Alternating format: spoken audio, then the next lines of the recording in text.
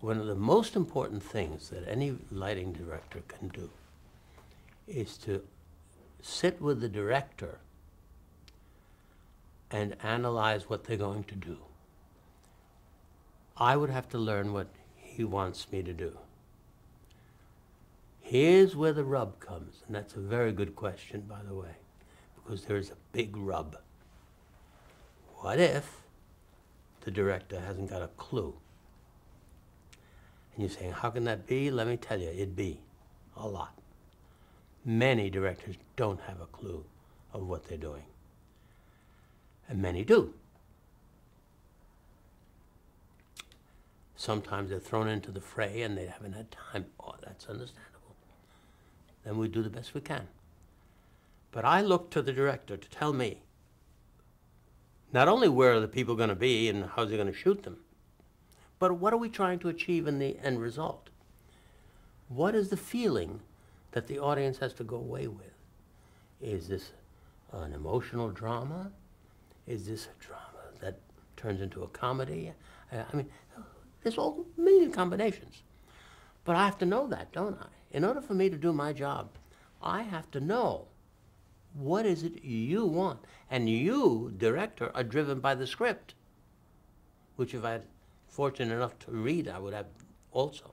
So I could have my ideas. I might even suggest something. But I have to look to the director, and therefore the cooperation between those two disciplines, lighting and direction, is crucial, both in the theater and in television. And again, it isn't so crucial when you're doing, you know, a guy behind a desk reading the news. There's no storyline there. There's no big emotional thing. You got to make them look good and but that's a simplified version. I'm talking about a story, a play, a drama, a musical, any of those that I have to work with the director. And what techniques, for instance, would you use to resolve those differences that you might have with the director, to sort of get them to see it your way? To see it my way? Well, I have to tread lightly here because, you know, we all have egos. And some directors more than others, some lighting directors more than others. So if I have an opinion, I have to weigh how strong is that opinion. Another thing is I may not have had the time to study the script the way the director has. So I'm not as equipped as he might be. But then there's the factor of I might be better than he is at understanding the script, because maybe that director isn't very good, but has the title. Therein lies a problem. I have to suggest carefully so that it becomes the director's idea. I seldom go in and say, why don't you do it this way? I have to bite my tongue all the time. Why?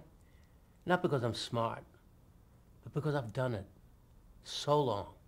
This is my 56th year of professionally, 60 years if you count some of the theaters, of doing lighting. I've learned a few things. I've seen a few things. I have what's called experience. And I paid those dues. So very often I will come across somebody who doesn't have that experience. Not his fault. He just doesn't have it. So am I going to go in there and say, okay, look, don't waste your time. Let me tell you how to do it, and let's do it and get out of here. Boy, I can't tell you how many times I wanted to say that, but I've never said it. Because I have to be respectful that that person is me years ago. I was there too, and I didn't know, and I had to learn. So he has to learn. Now I'm going to help him learn by suggesting, not publicly, maybe take him maybe over a drink. Hey, Sam, would you consider this? Why? Because I've done it before, and it didn't work then, and it won't work now. But I can't say, hey, dope, don't do this, it won't work. I mean, a little class here.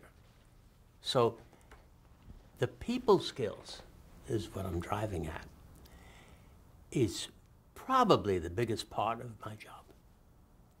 I often say the lighting is the easy part. Dealing with people is another story.